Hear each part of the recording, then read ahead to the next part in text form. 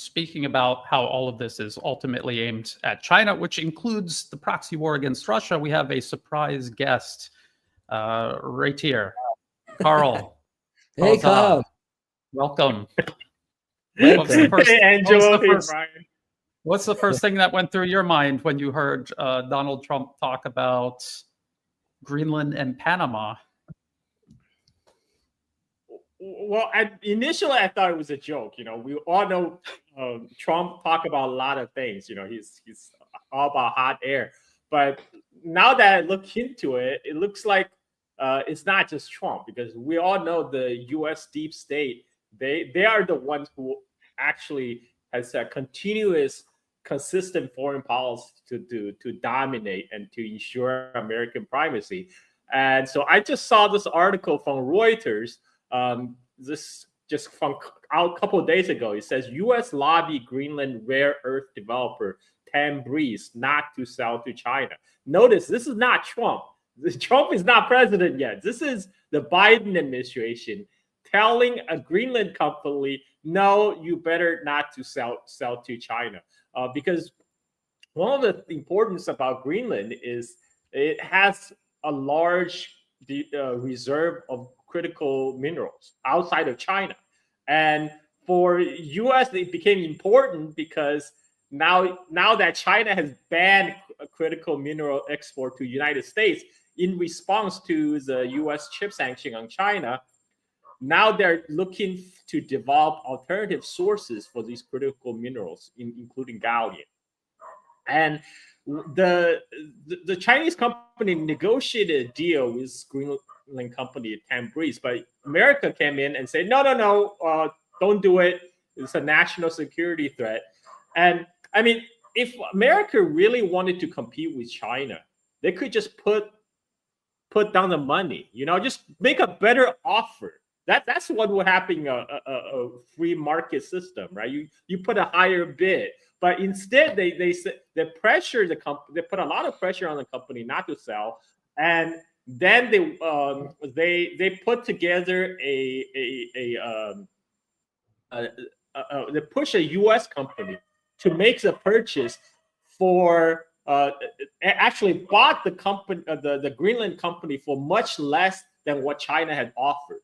So this is just robbery now. This is not like we know U.S. government don't believe in free market anyway, but they are forcing this Greenland company essentially to sell to American company.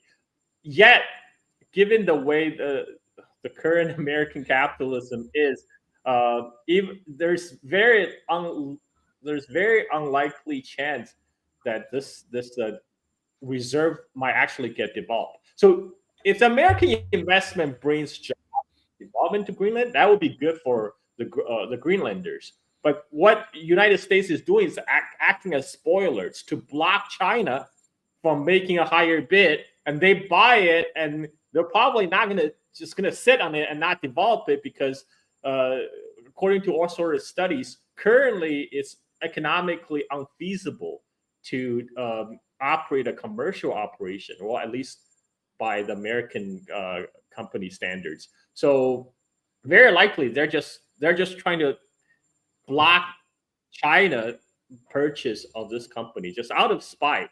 And this also leads me to think that the Trump plan for acquiring Greenland, this is not just Trump. This is a well thought out plan because, as Brian already said, Greenland set a very strategic location, and now especially with the polar ice is melting, now the Arctic sea route is opened up, and a lot of with the ice receding.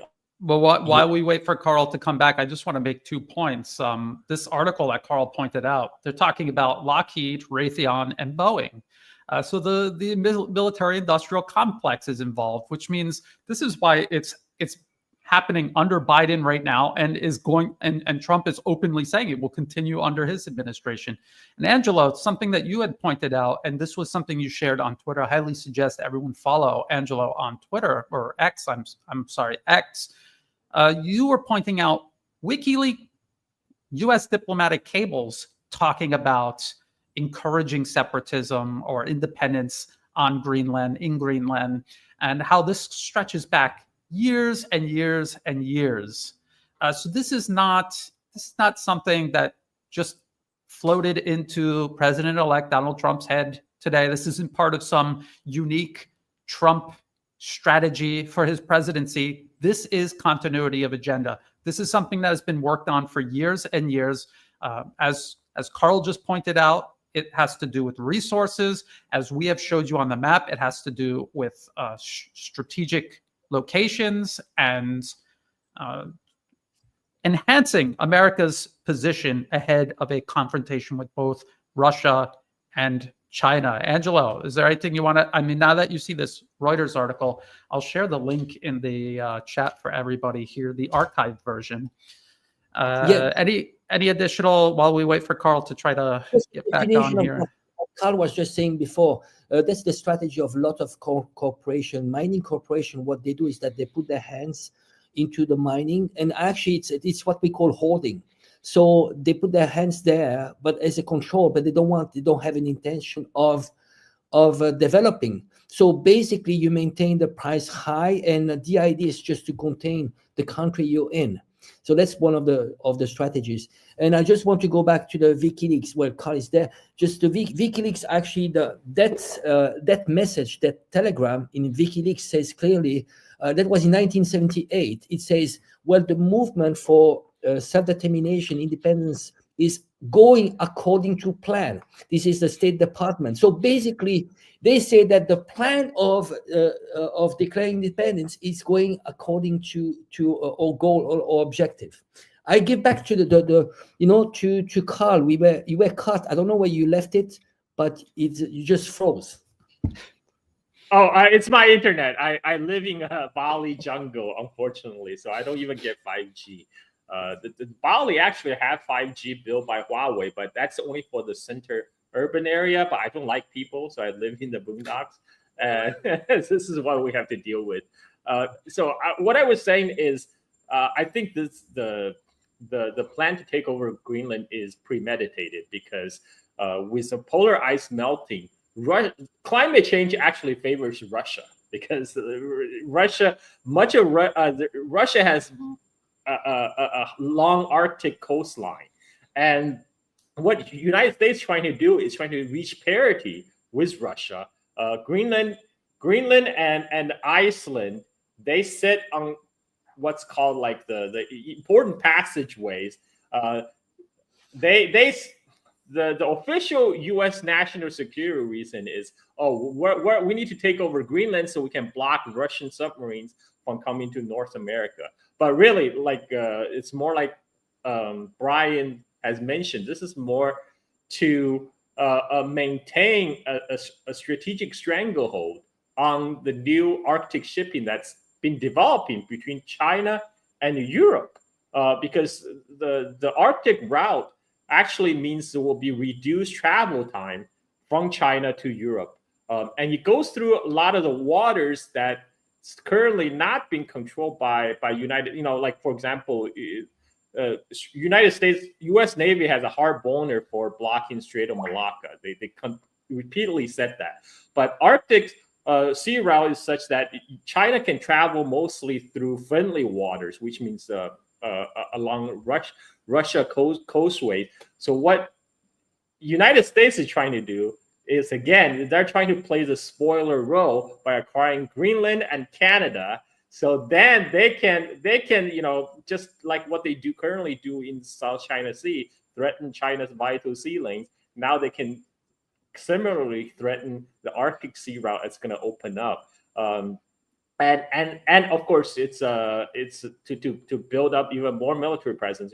U.S. already have a space base in Greenland. Well, they call it space base, but it actually has the sensors for monitoring missile launches and stuff. So, and we don't really know what else they have going on there. And this is just gonna they're just trying to capitalize on climate change, which Trump administration don't believe in, but they're going to monetize it because they see a business opportunity and they see a strategic opportunity. So I'm done with my rant. Okay, so I mean, I think all three of us are in agreement that this has been going on for a while. This is part of continuity of agenda. The U.S. As established special interests do not accept the concept of peer or near peer nations. They do not want anyone. They don't want to cooperate with a peer or near peer competitor.